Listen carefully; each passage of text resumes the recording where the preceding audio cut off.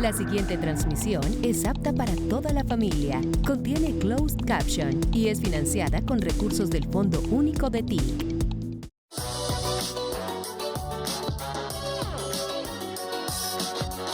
Colombia es el país de la belleza y Santa Marta es Caribe, mar, Sierra Nevada, cumbia, diversidad, lugar sagrado donde se originó la vida. En esta tierra de realismo mágico, los esperamos el 9 y 10 de noviembre en la cuarta cumbre CELAC Europa para avanzar en temas esenciales como la integración y la cooperación. Unidos, demostraremos que somos una región capaz de construir consensos y una agenda común. Una comunidad de naciones que teje lazos de amistad irrompibles para defender la vida y hacer posible un futuro sostenible y próspero. Santa Marta los espera con una historia de rebeldía y sus sueños de un mejor mañana.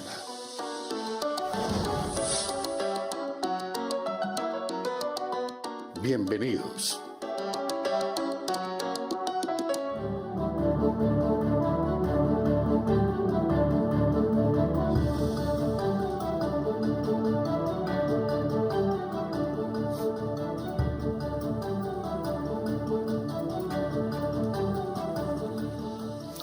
Muy buenas noches, queridos amigos, amigas, colombianos y colombianas que en este momento nos ven por la Red Nacional de Medios Públicos, Señal Colombia en televisión y en convergencia con la Radio Nacional de Colombia. Le quiero dar las gracias, señor presidente, por aceptar esta entrevista. Es la primera entrevista que da el señor presidente Gustavo Petro al Sistema Nacional de Medios Públicos. Pero en esta oportunidad le solicité, le insistí por un tema que le atañe a todos los colombianos, especialmente a los periodistas y las periodistas, el tema de la censura. Como periodista fui censurado, fui exiliado, como nunca antes en un gobierno, el gobierno de Álvaro Uribe Vélez, a través del LAS. Y usted, señor presidente, mi lectura es que usted fue censurado en un derecho que tiene de alocución para dirigirse a los colombianos, para hablarle de los problemas sociales, políticos, culturales que atañen a cada uno de ustedes. Presidente, ¿se siente censurado? Indudablemente, y estoy aquí en calidad de censurado, porque no puedo hablar en una locución, que es una palabra legal, tiene unos principios, unas normas, y que permite no solamente hablar por este canal, sino por todos los canales públicos, canal privado que, entre otras cosas, usa el espectro electromagnético, que es por donde van las señales a todos los hogares de Colombia, que la Constitución dice es inenajenable, es público repúblico. A veces creemos, por la usanza, a veces la falta de información misma, que ese es un mundo completamente privado. Entonces, como si uno se metiera a la casa de una persona extraña. No. Si hay algo que es de la nación, es el espectro electromagnético. Lo que son los canales privados son concesionarios, son contratistas del Estado, precisamente para usar ese espectro bajo unas normas de unos contratos que yo no he tocado, pero que en sus cláusulas determinan que cuando el poder público quiera usar ese espectro que es de su propiedad, que es de la nación, que es del pueblo colombiano, lo puede hacer. Digamos, el margen. Ahora, lo que se me ha impedido es usar el espectro público de Colombia al jefe del Estado y, por tanto, poder hacer una locución en todos los canales de televisión para unos asuntos determinados. Así que la respuesta a su pregunta es claro, me siento censurado. Ya antes, pues también, pues me persiguieron, exacto, eso, etcétera, pero ahora soy el jefe del Estado. Antes de entrar en el detalle, que es un poco lo que había que explicarle al pueblo colombiano, yo cuando escuché la noticia, presidente, viendo la trayectoria, bueno, lo conozco hace años, perseguido, su familia exiliada, amenazado, y llega a la máxima investidura del Estado, ser jefe del Estado, contra viento y marea, por el favor del pueblo, y ahora como presidente lo censuran. ¿Se imaginó usted eso? No, pues tampoco me imaginé que iba a ser presidente, la verdad se ha dicho. Entonces, ahora en estos sitios, no es ¿cuál es la diferencia entre que a una persona ciudadana la censuren, que no se puede, la censuren, y al jefe del Estado lo censuren? No es simplemente una persona y otra persona. El presidente de la República es un mandatario del pueblo que lo eligió, en primer lugar, y de la sociedad toda. No es cualquier cosa. El pueblo que lo eligió, en el caso mío, son 11,5 millones de personas. No están censurando solamente la persona que soy, Gustavo Petro, sino a 11,5 millones de ciudadanos y ciudadanas de Colombia. Puede que una persona cuando vea televisión, ay, ese viejo tan calor, eso pasa obviamente, pero porque haya personas que no les gusta, por razones diferentes, porque así es la sociedad, así es el individuo, no se puede censurar a un jefe de Estado. Están censurando la mayoría de la sociedad colombiana. Y están censurando a la sociedad, no solo a la que votó, porque en la Constitución de Colombia está establecido el derecho a la información, derecho a informarse, y de manera veraz, y para que, como la verdad no la tiene una sola persona, para que el derecho a la verdad pueda florecer en una sociedad, tiene que haber múltiple información. Entonces, más o menos lo que está pasando en la práctica es que la oposición, que es la autora de la tutela, ¿cierto? La oposición, que tiene los dueños de los concesionarios de la televisión privada, están en la oposición. Y entonces todos esos canales permanentemente hacen oposición. Entonces la sociedad pierde el derecho de tener otra visión. Otra lectura. Otra lectura para ella decidir. Bueno, ya es otro problema que pasa por su cabeza, que es censurar al presidente. Es al contrario de lo que usualmente sucede. Son los presidentes autoritarios, acaba de suceder en algún país del norte de este continente, dictadores censuran a sus críticos. Aquí es al revés. La oposición censura al presidente, actuando a través de sus influencias, pero de un mecanismo que fue una tutela puesta por miembros de la oposición. Entonces, digamos, aquí claramente no es, y esa es la diferencia y la gravedad del asunto. Aquí se está conculcando el derecho a la información, a la búsqueda de veracidad, no porque la encuentren en mí, sino porque encuentran posiciones diferentes a lo que van a escuchar en todas las horas, en todos los instantes, en todos los canales privados. Y se está conculcando algo que es fundamental en la democracia. O sea, se está más bien estableciendo una censura previa. Ajá. Está prohibidísimo en la democracia del mundo. Esto no es un problema solo de Colombia. La censura previa. La censura previa es propia de las dictaduras y el fascismo. Veíamos las imágenes que hoy le están dando la vuelta al mundo, es precisamente los grandes periodistas veteranos que cubren la Casa Blanca sacando sus computadores, sus documentos, porque la Casa Blanca les impuso qué podían preguntar y qué no podían preguntar. Digamos, eso inadmisible en una democracia que cada día se derrumba para algunos, como la norteamericana. Y eso no está pasando aquí. Aquí pasa esa inversa. Aquí están censurando, lo dice el presidente de la República, y es un poco también lo que pasa con RTBC. Entonces, RTBC no tiene derecho a presentar otra lectura de país. No tenemos derecho, no tiene el presidente derecho a leer el país de manera diferente a los grandes medios. Y ese es el punto. Entonces aparece la tutela al Consejo de Estado. El Consejo de Estado se pronuncia y dice, y le impone unos límites al presidente. Ellos dicen, por emergencia. Urgencia. Por urgencia, perdón, sí. Por urgencia. ¿Pero qué es urgencia? Pues entramos a las normas. A las normas. Aquí ya existía, y yo me he guiado por ello, una sentencia de la Corte Constitucional.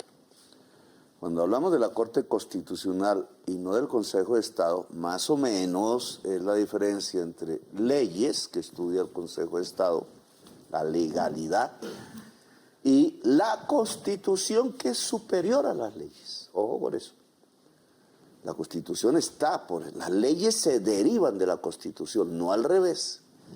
Y la constitucionalidad, pues la determina la Corte Constitucional, otra corte, que también atiende tutelas. El Consejo de Estado atendió una tutela de la oposición.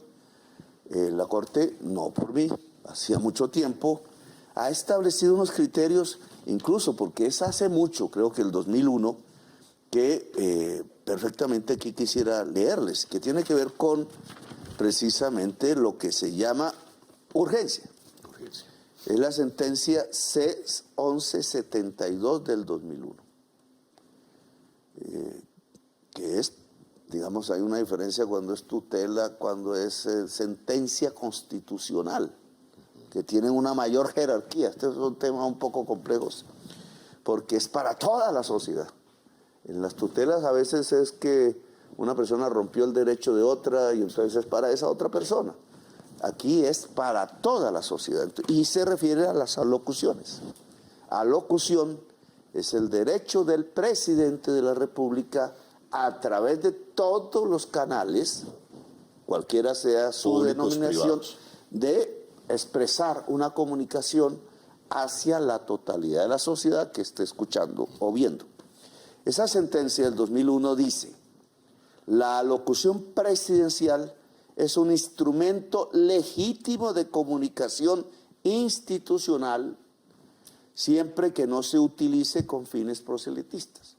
O sea, yo no puedo hacer campaña en una locución, pues no para uno, porque no sería uno candidato per se, sino para otras personas, etcétera, sino temas, y aquí viene ¿qué temas? Exacto. Entonces, lo que dice el Consejo de Estado es urgentes. Urgentes. Ajá. Y aquí también lo dice. Además, aclaró que no se requiere un desastre natural para que haya urgencia. Ojo, la Corte Constitucional, que era más o menos como creí que interpretaban algunas personas. No, pues hay que esperar a Armero para que el presidente hable. No. Aclaró que no se requiere un desastre natural para que haya urgencia. 2 puntos.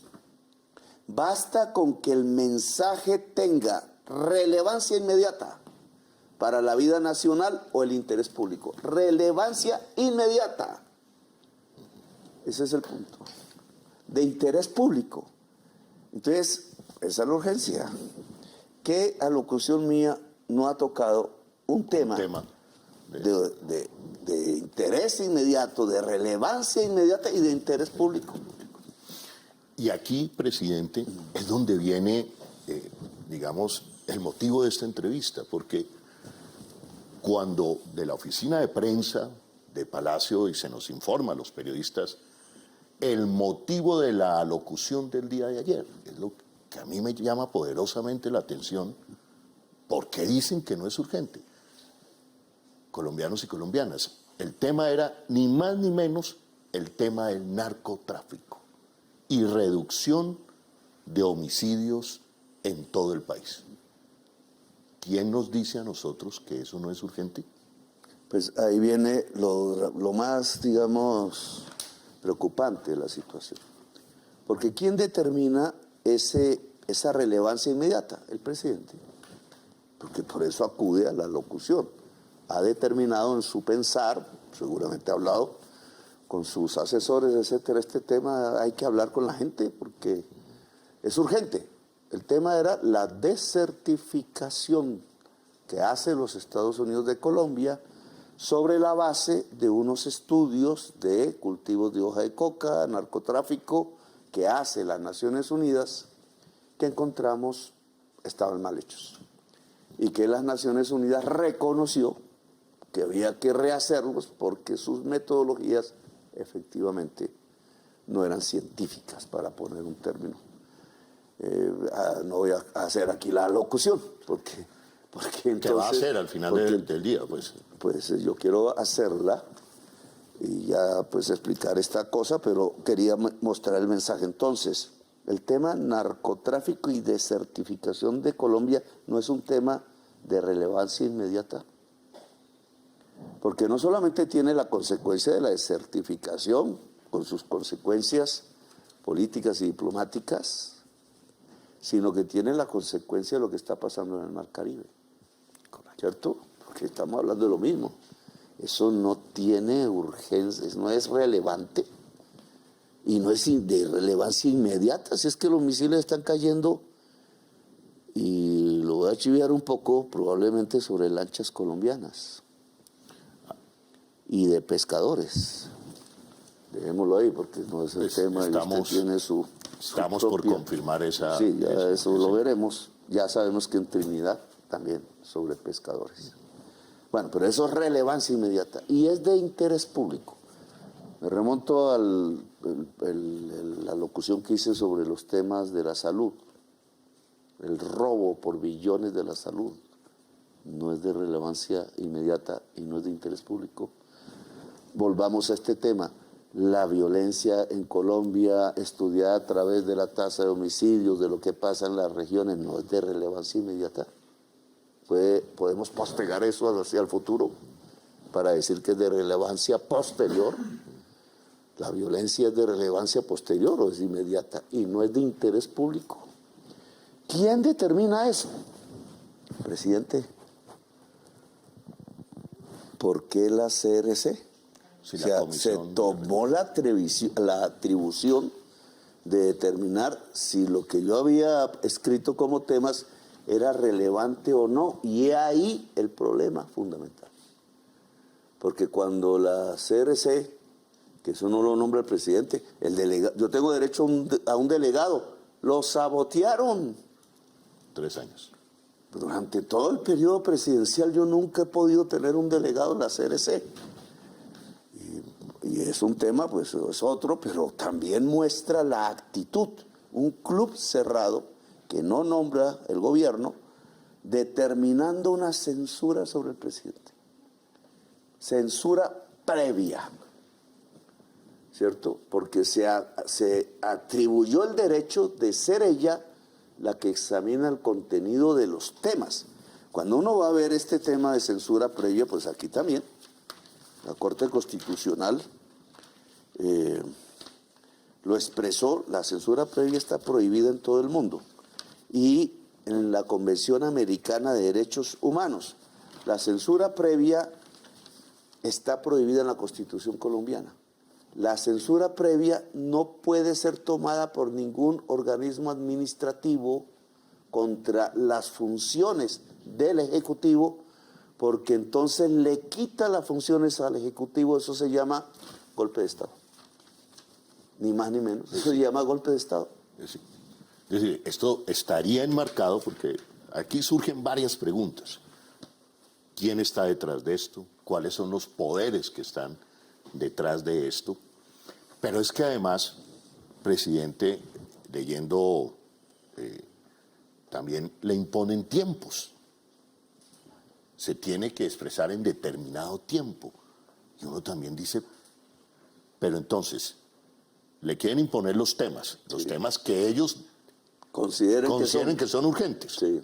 Y entonces el presidente. Miembros que son, además de otros, ellos llegaron allí con otro tipo de... ellos no son elegidos popularmente, ni de este gobierno. Son heredad del pasado.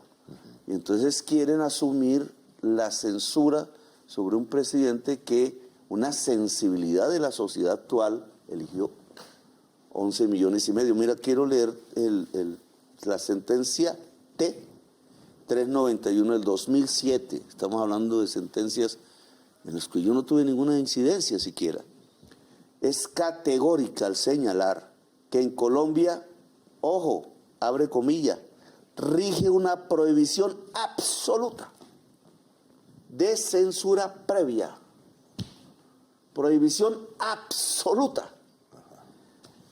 Ninguna autoridad legislativa, administrativa o judicial. Espero que el Consejo de Estado no caiga en esa actitud, pero ni legislativa, ni administrativa o judicial puede someter los contenidos a examen, autorización o visto bueno antes de su emisión. Acaba de pasar. A los periodistas nos juzgan por lo que decimos, no por lo que vamos a decir. Claro. Ya después viene viene el debate. Ya viene el debate y eso es lo importante, además que exista el debate. Pero esto que prohíbe aquí, prohibición absoluta es lo que acaba de hacer la CRC. Esto porque examinó los temas y dijo no, me prohibió mi alocución, que es un derecho del presidente constitucional. Y no tenía porque lo que estableció fue una censura previa. Esto tiene obviamente consecuencias. Para allá voy, ¿se van a tomar las medidas? Bueno, entonces yo quería un poco, mañana vamos a volver en base a todos estos argumentos, porque hay otro problema. El fallo no existe. No está en firme. El fallo del Consejo de Estado sobre el que se basa la actitud de la CRC, se pidió una aclaración por parte de un funcionario del gobierno. La aclaración, hasta que no se aclare, pues no entra, y después pues habrá segunda instancia, etcétera, el proceso normal, pero en este momento ese fallo no es vigente. Está en un periodo de aclaración precisamente con estos argumentos, con la Corte, con los argumentos de la Corte Constitucional. Y la CRC, ¿sobre qué base jurídica entonces tomó su atribución y abuso de poder? Se adelanta. ¿De hacer una censura previa sobre el presidente? No está el fallo en firme, y uno de los alegatos que está en discusión de impugnación precisamente es que entienden por urgencia. Sin embargo, como entiendo yo, la CRC se adelanta cuando el término urgencia está en discusión hoy, se adelanta a decirle al presidente de la República, no señor, eso no es urgencia. No es urgente el narcotráfico, no es urgente la violencia. Mañana les damos otra oportunidad, porque puede ser un asunto de ignorancia. Bueno, no se apresuraron, el sectarismo político, los odios a veces, no se leyeron esto, nadie les enseñó, los abogados son malos, bueno, tantas cosas que pueden aparecer. Y yo siempre me gusta, antes de la acción, digamos, última, definitiva, que se entienda qué está pasando. No es la censura previa, absolutamente prohibida, se la tomó como atributo la CRC, prohibiéndole al presidente la alocución, y con esa prohibición censuró al presidente y a media Colombia y el derecho a la información de toda Colombia. Puede rehacer eso mañana. Quiero decir los temas. Mañana es viernes, bueno, ya es diferente, pero le damos esa oportunidad a la CRC. Si no, aquí ya toca actuar de otra manera. Actuar de otra manera con denuncias recurriendo a la ley. Obviamente. Porque también al derecho penal. Al derecho penal. Porque también se malinterpretó, yo quiero darles el beneficio de la duda a los que malinterpretaron, que en algún momento usted quiso decir, si a mí me censuran, se censura la prensa. Eso no fue lo que quiso decir usted en un trino. Nunca censuró la prensa. Lo que quiso decir es que si censuran al presidente de la República, imaginemos lo que les espera a la prensa. A todos. A todos. Claro. Y es que hubo un intento, además, previo, que Julio Sánchez me echó la culpa a mí. Ni siquiera ha podido nombrar a mi delegado. Ese es toda la culpa de Petro, ¿no? Es como el recorrido. Pero al país le está yendo bien. Pero hubo un intento de censura previa sobre la prensa. Hay algo ahí que no está funcionando. Ya no había tutelas ni nada. Que hay algo ahí que no está funcionando bien. Para allá voy. Entre las personas que integran esa comisión. Para allá voy, pero yo creo, presidente, antes de llegar a ese punto, porque también le compete a RTBC está ahí para ser censurado también. De muchas formas se censura en Colombia. Pero también creo que es importante que le explique al país, señor presidente, que usted no tiene nada que ver con la CRC. No, nada. Porque han tratado de decir, y hay una serie de malabares para tratar de decir que la CRC depende del gobierno y que detrás del intento de la censura a la prensa está el gobierno. Me entrevistaron y la CRC no tiene nada que ver con el gobierno. Todas las personas que están ahí desde antes de que yo fuera presidente. No sé bien cómo es que llegan ahí, por qué medios, pero desde antes nada tiene que ver con nosotros. El que sí podría tener que ver, que era mi delegado, no lo han dejado ni siquiera acercarse a tomar, certificar, y sí tiene derecho, porque hay unas habilidades, inhabilidades, etcétera, las tiene todas. Es un antiguo trabajador de Telecom, que después de que lo sacan con fusil de su empresa, del gobierno de Uribe, y cierran Telecom, que yo pienso revivirla, entonces él hace sus estudios, hace todo el proceso, el externado en otros lugares, y cumple todas las normas para ser delegado en esa CRC, y no lo dejan.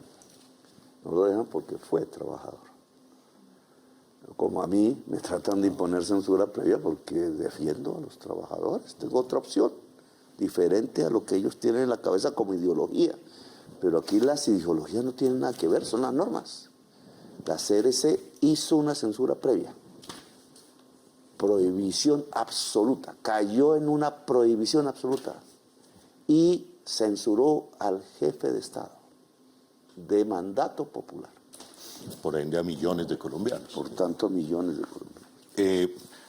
Presidente, creo que queda claro que el gobierno no tiene nada que ver con los delegados, y algunos dicen que hay unos vasos comunicantes, pero es una contradicción profunda. A ver, la CRC, que para algunos la manda el gobierno, censura al presidente. El gobierno se autocensura. Entonces, pues eso creo que eso es como cuando nos autotorturamos. Autosuicidio.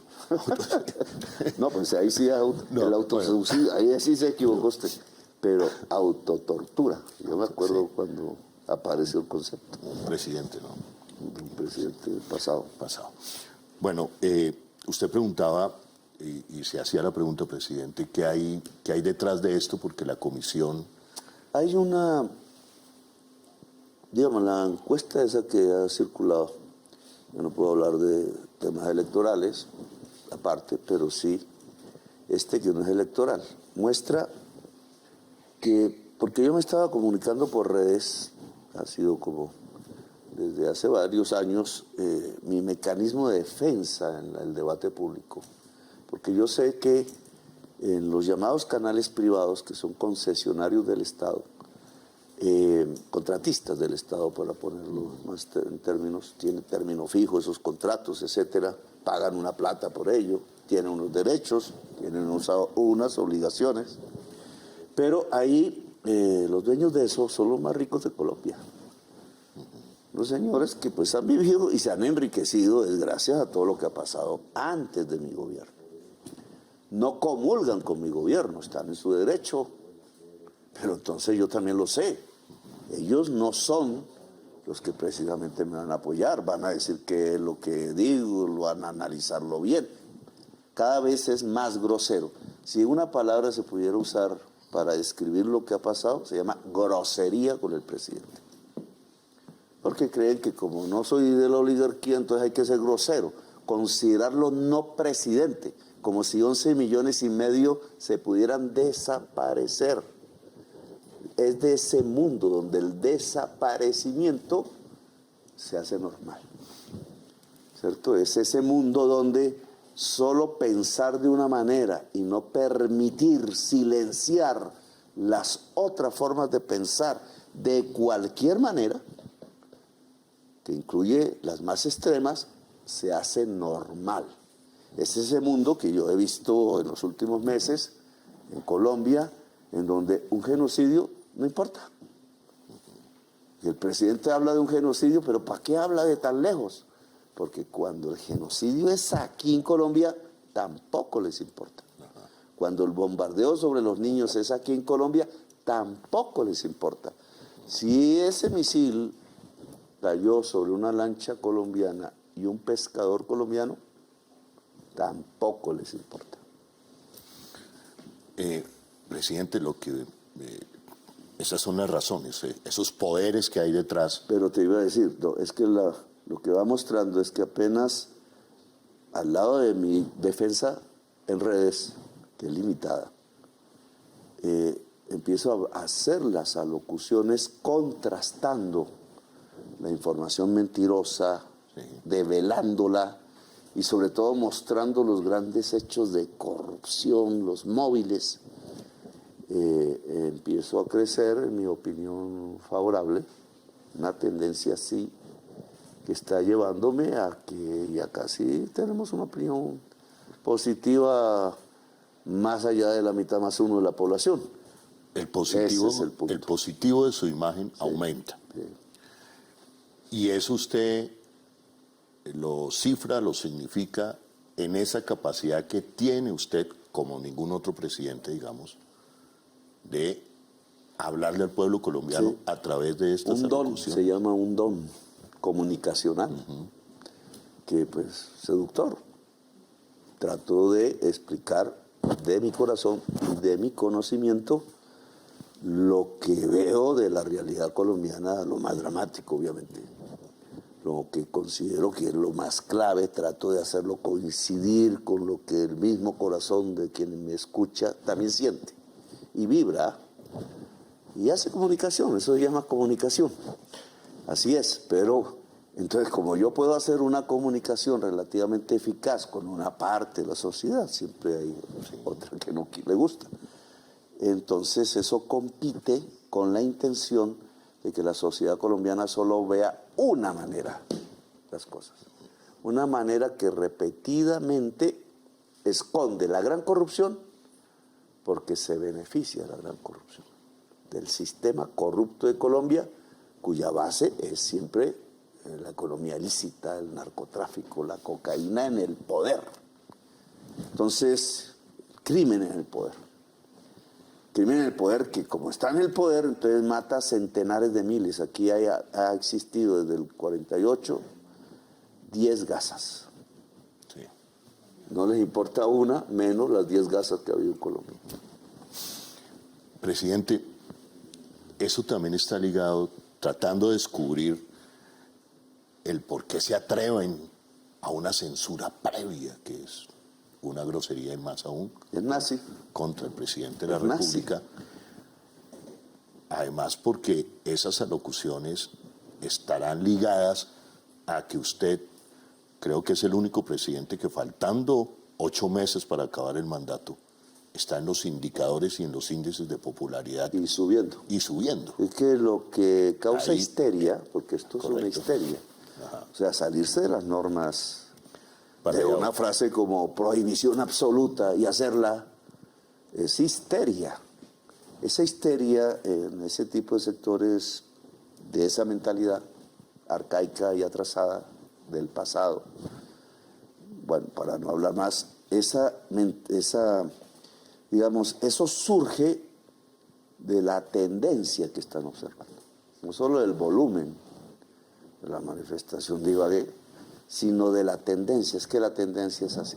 De crecimiento. De crecimiento en el último año ya más. A la figura de Gustavo Petro. La imagen positiva de Petro, ajá, que tiene implicación política, de la cual ya pues no puedo ya hacer deducciones. Pero yo sí, digamos, eso es lo que quieren atajar, es mi lectura. Y quieren atajarlo silenciándome, amordazándome y rompiendo la Constitución y el Estado de Derecho. Y usted lo enmarca esto porque entonces el cuadro es: no pasan las reformas. Sí. Desertificado bajo, lo hemos hecho en Noches de Opinión de Señal Colombia, bajo unos argumentos mentirosos. Sí. No puede hablar ahora, censurado, que tampoco el Twitter. ¿Eso qué cuadro va configurando? Gobierno de Estados Unidos retira el armamento que le habían dado a la Casa Militar para la protección del presidente. El bombardero del Caribe, el señor Trump, amenazando, ¿no es cierto? Hoy vi que amenaza a todo el mundo. Literalmente es una amenaza. Amenaza a todo el mundo. Amenaza ya del España. España, ya los palestinos, los no sé qué, los mexicanos, los brasileños, pues los venezolanos, los colombianos. Es una cosa que tiene que resolver el pueblo de Estados Unidos, no nosotros. Ellos, como en Israel, es el pueblo de Israel el que tiene que resolver. Como en Venezuela, es el pueblo de Venezuela el que tiene que resolver. No nosotros, es el pueblo de Venezuela. Como nosotros tenemos que resolver nuestros problemas. Y ya en esta resolución de los problemas lo que hay que decidir es, seguimos con una visión vieja y única en donde el que se atreve a pensar diferente se muere, porque aquí no es que lo exilian, aquí se muere, o hacemos una democracia. Y una democracia es esto que estoy haciendo en el sentido de que la prensa del capital habla, pero la opinión y el poder público habla también, en su versión de un mandatario elegido por una población que no pertenece al gran capital ni se le arrodilla. Y entonces lo que puede haber, el conjunto de las personas es un debate permanente, y el debate es lo que permite la democracia. Entonces, queremos una sociedad de unánimes robots. Correcto. Condenados al rebaño que va al matadero mientras les esculcan los bolsillos, o queremos una democracia. No puede haber debate con una sola visión de vida, de mundo, de país. El esfuerzo que hace RTBC es por tratar de buscar otra lectura de país. ¿Tenemos derecho o no tenemos derecho? Claro que tenemos derecho. Por eso hay periodistas indígenas, como nunca antes. Por eso la visión de los territorios, en fin. Y eso es lo que molesta en un país que siempre ha sido visto en blanco y negro. Presidente, yo algunas veces lo veo a usted en esta esquizofrenia mundial. El señor Netanyahu cohetes, el señor Trump, quien habla más duro y quien es más grosero. Y mientras tanto el pueblo, yo me lo imagino usted con una banderita, paz y amor, paz y amor. No sé, ¿cómo se siente? La palabra. Digamos, hay tres el poderes. Argumento, hay la ciencia. Tres poderes, ¿cierto? Bueno, hay muchos, pero aquí en los últimos meses se expresaron 4 poderes, diría yo. Bueno, pasamos a otro tema, pero ya usted me está entrevistando como periodista. Es que no puedo perder. Bueno, el poder de los misiles, el poder de destrucción, es una extorsión al mundo, a la humanidad. Tengo el poder de aniquilarlos a todos. Ni más ni menos. El poder de la muerte total. Eso le llaman omnicidio. Omnicida. Yo, como país o como jefe de Estado, tengo el poder, porque el país tiene eso, el poder de aniquilar a todos los demás. Ese es un poder. El poder del dinero. Además de que tengo el poder de aniquilar a todos, si quiero, tengo todo el dinero que quiero. O por lo menos más que ustedes. Ustedes son más pobres que yo. Eso es otro poder. El poder de la palabra. La palabra tiene poder. Siempre. Es un dicho popular. La palabra tiene poder. He demostrado que la palabra tiene poder. Ahora lo pongo un poco en orden. Y el poder de la multitud en la calle. Si ponemos esas 4 cosas, entendemos qué pasó en esta semana. Porque toda la derecha estaba en un festín. Y gracias a Trump se alcanzó la paz no se alcanzó. Era un cese al fuego que parece que está desbaratando, ojalá no. Un intercambio de rehenes, parece que incompleto, bueno, pero lo hubo. Hay unas personas que están rehaciendo su vida porque debe ser muy difícil. Pero cuando empieza ese festín de la extrema derecha mundial, con todos los canales de los cuales son propietarios, porque es el poder del dinero que tiene la comunicación mundial. Y de las plataformas. De las plataformas que ya están. Entonces todo pareciera el paraíso. Entonces aquí había gente que le decía a uno, ahí por el Twitter, y en cambio usted no pudo. Es que el que podía era el que estaba haciendo el genocidio. hasta ignorante, ¿no? Pues si es que son ellos los que están tirando las bombas, ¿quiénes podían detener las bombas? Pues los que las están tirando. Los genocidas y los cómplices de los genocidas. Pero ¿por qué ellos deciden detener el genocidio por ahora? Pero que es definitivamente unas niñas, unos muchachos en una flota, 50 países, los detienen y arbitrariamente, otro crimen, porque es en aguas entre esas dos colombianas jóvenes, Luna y Manuela. Eso provoca, y cogen a Greta, la torturan, la sueca, la niña sueca, la muchacha, bueno, porque no el lenguaje ahora, joven. Bueno, la joven, la torturan, la humillan, y Europa reacciona, más que nosotros, pero Colombia también reaccionó. Colombia reacciona, el mundo reacciona Europa.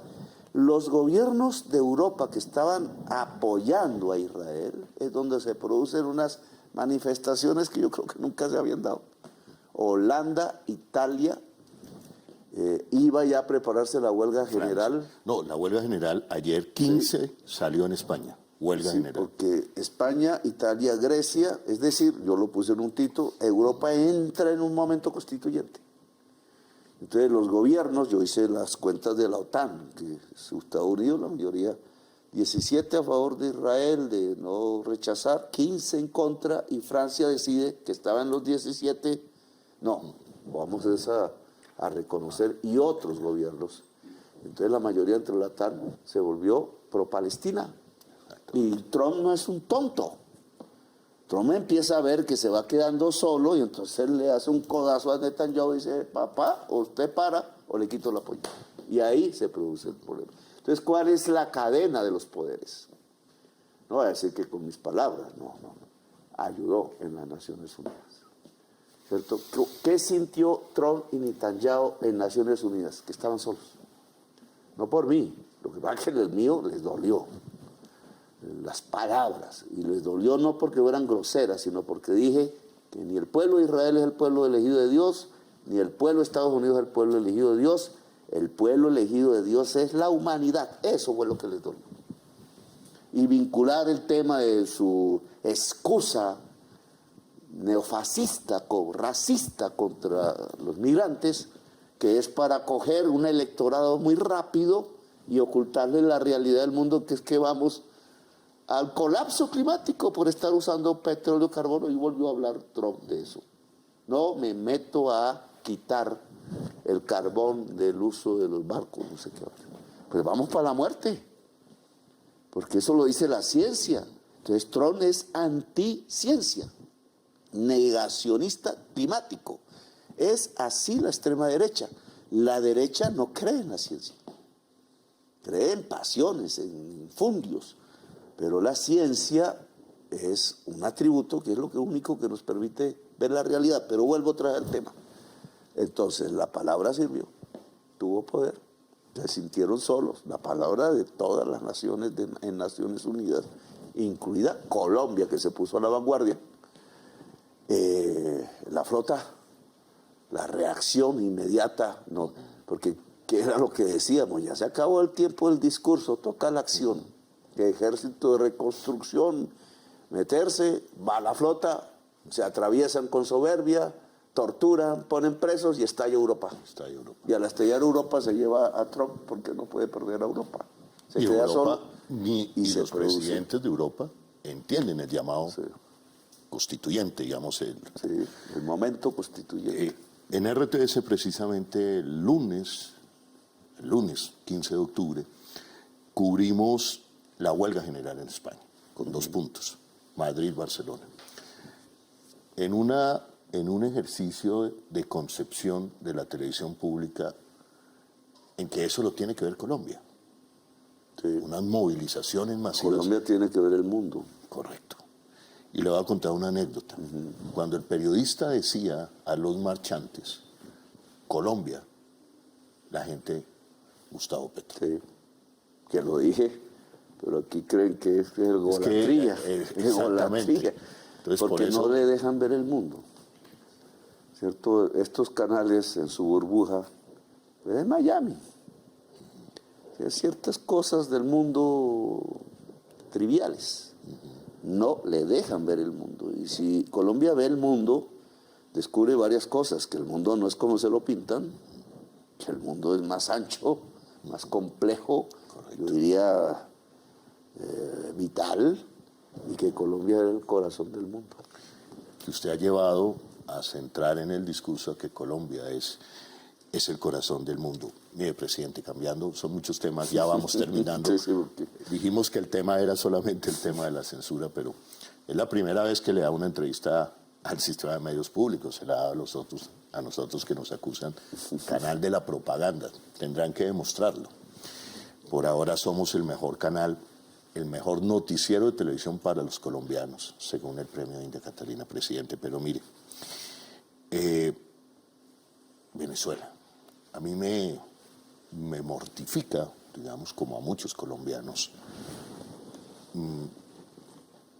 Y el otro día despedí un programa con la siguiente pregunta. ¿Qué hace Colombia? ¿Qué hacemos los colombianos como latinoamericanos en el momento en que a Venezuela pueda haber una locura contra Venezuela? Bombardeo en la frontera,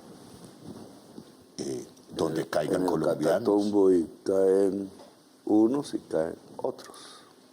Y siento que en Colombia, digamos, no, en la opinión pública no hay una sensibilidad para dimensionar lo que eso significa y cómo puede afectar a Colombia y la paz de la región. Usted hace muchos años, presidente, dijo que lo que estarían viendo, lo dijo hace como 5 años, se lo escuché en una conferencia, era la balcanización de Libia, lo que hay en Medio Oriente. Correcto. Es que es parecido porque estamos hablando del petróleo. Correcto. No estamos hablando del narcotráfico, eso es carreta, eso es una mentira. Mira, en San Andrés y Providencia, en el mar territorial, llamémoslo así, colombiano, en San Andrés, colombiano, gracias a que este gobierno ganó. Por primera vez desde no sé cuánto, un siglo, por primera vez dejamos de perder territorio. Porque este ha sido un país de perder y perder territorio. Bueno, pero esta vez, y en ese mar, en el año 24, en lo que llevamos, van 33 toneladas de cocaína incautada con ayuda de inteligencias, porque esto no es un trabajo solo, pero fundamentalmente colombiano, de la Armada. 34 toneladas, ni un solo muerto. Es un ejemplo de que lo que se está haciendo es arbitrario. ¿Cierto? ¿Cuántas toneladas llevan? Como 3. Pero van 27 muertos. Hasta. Y posiblemente trinitarios, ya sabemos, colombianos, no sabemos todavía si venezolanos. Y va 27 muertos para 3 toneladas. Cuando Colombia ha demostrado que incauta 34 toneladas sin un muerto. Incluso, yo creo que en toda nuestra incautación total, que se acerca a 1000 toneladas, ningún muerto. Y entonces, pues obviamente no están en eso. Van es por el petróleo. Es decir, la economía fósil que llamo. La muerte. El uso intensivo del petróleo, más y más petróleo porque hay que ganar más, producir más y vender más, el capitalismo, pero basado en el petróleo, pues ese más y más se vuelve más y más en la atmósfera, y más en la atmósfera la muerte total en el planeta, incluido la humanidad. Ese es la ciencia, lo sabemos, ese es el dato. Trump no cree en eso, ustedes dele, quiere el petróleo, y Venezuela es un mar de petróleo. Pero entonces, cuando eso ocurre, no es sino ver dónde había más petróleo, Medio Oriente. ¿Qué pasó allá? Lo mismo. Que las armas de destrucción masiva que nunca existieron. Mentira aquí, mentira allá. Entonces, aquí la mentira es el narcotráfico, que llega el fentanilo en el mar. Nosotros no tenemos industria para producir fentanilo. Fentanilo lo producen en Estados Unidos y se lo consumen en Estados Unidos, ojalá nunca aquí. Y eso sí que 100.000 muertos al año. Eso sí que es, pero ellos no miran eso. Ellos quieren mirar, esto es para el petróleo. En el Medio Oriente lo que quedó fue un mar de estados destruidos, invadidos, después abandonados, ciudades como Gaza destruidas y unos organismos armados, no estatales, de X nombre, ISIS, no sé qué, si sé cuándo, usando la religión, extremistas de derechas, matando mujeres, esclavizando mujeres. Le llama un filósofo francés, le llama asesinos de masa. Nombre un poco ahí. Asesinos de población. La población sale, se exilia, se acabó el Estado, se acabó la nación. Y son como unas federaciones en conflicto entre sí, donde impera el terror, la suerte del más fuerte, y el motivo no es sino sacar petróleo de un pozo y vendérselo a los turcos, a los europeos más barato, una piratería del petróleo. Eso aquí en esta región, donde ya existe eso, por la cocaína, por los minerales ilícitos, donde haya un Estado debilitado que es el venezolano, ya debilitado por el bloqueo, por todas estas circunstancias, donde se produzca una cosa parecida al Medio Oriente, destruyen el Estado, bueno, entonces, pues eso aparece lo mismo que el Medio Oriente. O sea, todos estos grupos empiezan a apropiarse del petróleo. Ejércitos privados. Ejércitos privados apropian en la misma descomposición de Venezuela, ¿qué le pasa? Hay 300 soldados, 300 que fueron soldados colombianos muertos en Ucrania y en Sudán. 300. Amigos de la muerte. Y jóvenes, porque todo el que hace eso es relativamente joven. Entonces, digamos, nos volvemos amigos de la muerte cuando hacemos el centro vital, el centro de la vida. Venezuela, Colombia, Ecuador, Brasil, todo esto es una explosión y una exuberancia de la vida. Ese no es nuestro camino. Que problemas políticos habrá, pues siempre, porque las sociedades son conflictivas. Pero si nosotros dejamos que hay una invasión, pues los gringos después se van, se llevan el petróleo. Lo que queda es un resentimiento, un odio, una lucha. ¿Cómo pasa a Colombia? Sí. ¿Cómo nos va a tocar eso a Colombia? Pues es que es el mismo pueblo, hermano. Porque hay 4 millones de colombianos allá. Sí. Hay familias colombo-venezolanas así, son como 14 millones en la frontera, del lado colombiano y del lado venezolano. 14 millones. No están en Bogotá, están allá en la frontera, Cúcuta, Guajira. Entonces tienes 4 allá, 14 en la frontera, 1,5 millones. Pues es media sociedad que queda afectada de una u otra manera. Entonces, esto no es, entonces creen que es un jueguito, ¿no? Que es que va a llegar una operación, se lleva a Maduro y se acabó como si nada hubiera pasado. No, eso queda una herida social. Los primeros en morir no es Maduro. Es el pueblo, los jóvenes de allá, y entre los jóvenes de allá, los colombianos. Y eso se extiende para acá. O no nos llegaron millones cuando Duque dicen que es mentira, que es por el bloqueo. Claro que es por el bloqueo, se quedaron sin comida. Un pueblo sin comida, ¿para dónde coge? Pues para donde haya comida. ¿Para dónde si un pueblo se queda sin agua, ¿para dónde coge? Pues para donde haya agua. Y eso fue lo que pasó. Y entonces se fueron para Estados Unidos, un boomerang. Y allá entonces no quieren a los venezolanos, entonces los querían era protestando contra Maduro, pero apenas esos se fueron a Estados Unidos, entonces los echaron. Como perros además, porque los trataron mal, que eran los niños, los que... Es una barbaridad. Pero ahora no solamente los tratan mal, acuérdense que yo detuve unos aviones con colombianos encadenados, los devolví, no los detuve, sino aquí no entra ningún colombiano encadenado, nosotros no somos esclavos. Colombia se hizo luchando contra la esclavitud. Y nuestra bandera, la mitad, es la bandera de Haití, que es la revolución antiesclavista más grande del mundo. Entonces, ahora viene para acá. No solamente nos sacan de allá a la fuerza los migrantes como perros, sino que ahora vienen acá a tirar misiles. Y de los 27, que es ya sabemos que pescadores. Correcto. Pescadores. Y colombianos, al parecer, ya veremos. Que es lo que estamos tratando de confirmar en nuestra guerra, en esta guerra interna terrible y bárbara que hemos vivido en Colombia. 3 millones de colombianos se fueron a vivir a Venezuela. Sí. 3 millones. Ya para terminar, ya para terminar, presidente, pero el colombiano, que somos hermanos con Venezuela. Somos el mismo pueblo, la misma historia. Cayó una bomba en la frontera, Colombia. Es como, ¿yo qué siento si cae una bomba en cualquier lugar de América Latina? Es contra nosotros. Quizás no existe esa conciencia latinoamericana tan fuerte en unos como en otros. A veces unos quisieran es que la bandera de Estados Unidos fuera nuestra bandera. Nosotros tenemos otra historia y otra manera de ser. Podemos ser amigos, claro, eso no es la diferencia entre los pueblos. Nos podemos entender en un mismo continente. Nosotros somos más antiguos que ellos, más americanos. Pero bueno, ese no es el tema. El tema es que si cae un misil en territorio, mata a una gente, siempre va a matar jóvenes, siempre va a matar seres humanos. Son nuestro pueblo. Son nuestro pueblo. Y ya parece que caen eso en Colombia también. Entonces, eso es una herida América Latina. La herida de Panamá no se nos borra. La herida de Panamá, nos quitaron a Panamá.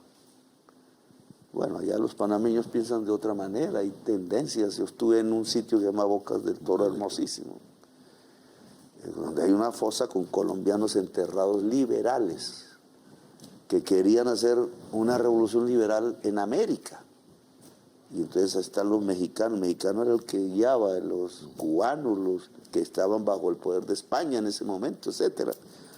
Una juntura de latinoamericanos. ¿Por qué ahora nos sentimos tan desunidos? Una de las cosas que me da más tristeza es ver a los presidentes en silencio, haciendo cálculo económico. Chimbos. Porque mire el Medio Oriente. Cálculo económico hecho antes y ahora lo que hay son las ruinas de Gaza. ¿Cuánto vale reconstruir Gaza? Bueno, presidente, sé que está agotado una jornada de trabajo hoy. El acuerdo fue que preguntaba solamente por el tema de la censura, pero yo también tengo que ser sincero con ustedes. Creo que siempre con el presidente Gustavo Petro lo que hago es charlar y tener una buena charla. Ya otros se convertirán en jueces. ¿Sí? Me interesa charlar y tener una charla de coyuntura de este momento. Siempre termino las entrevistas con una sola pregunta, presidente. Otra. Otra. La última. Hoy para usted, ¿qué es la esperanza, presidente? Es lo que nos hace mover. La esperanza es lo que permite los cambios, las revoluciones, la vida. Siempre hay que tener esperanza y ensoñación. Dice el coreano, que siempre se me olvida el nombre alemán, Chu Chung Han, ¿no? Dice, en la ensoñación nacen las revoluciones. Y este sigue en pie de revolución. Yo lo dije en un trino y entonces dijeron, ¿quién sabe qué se habrá fumado? Yo no fumo. Llegó la hora de las revoluciones, los momentos constituyentes. Mira, Ecuador, Perú, mire lo que acaba de pasar en Europa, va a estar en Estados Unidos. Hay una reconfiguración del mundo porque la institucionalidad que hasta aquí nos trajo ya no sirve. Ya no produce sino genocidio y no sabe reaccionar ante un genocidio. Presidente, muchas gracias. Vale, listo. Gracias por estar en el sistema de medios públicos. A ustedes, colombianos y colombianas que nos escucharon y nos vieron por Señal Colombia y en Convergencia con Radio Nacional de Colombia, muchísimas gracias y buenas noches. La reforma laboral cambia vidas. Es inclusión, igualdad, garantía de derechos, elementos esenciales para derribar barreras que afectan el bienestar de la población con discapacidad. La reforma obliga a las empresas a contratar una cuota de personas con discapacidad. Son gente que se levanta todos los días a transformar sus vidas y cambiar a Colombia. Lo prometimos y con dignidad cumplimos. Gobierno de Colombia. Comisión de Regulación de Comunicaciones.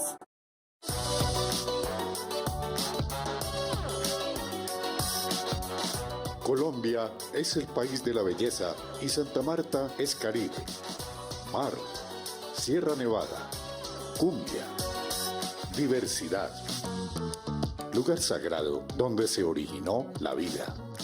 en esta tierra de realismo mágico. Los esperamos el 9 y 10 de noviembre en la cuarta cumbre CELAC Europa para avanzar en temas esenciales como la integración y la cooperación. Unidos, demostraremos que somos una región capaz de construir consensos y una agenda común. Una comunidad de naciones que teje lazos de amistad irrompibles para defender la vida y hacer posible un futuro sostenible y próspero. Santa Marta los espera con una historia de rebeldía y sus sueños de un mejor mañana.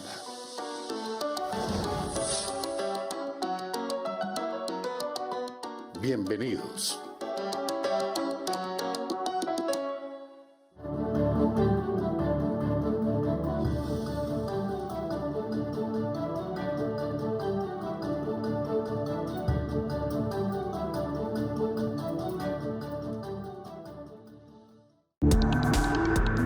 Este contenido fue financiado con recursos del Fondo Único de TIC.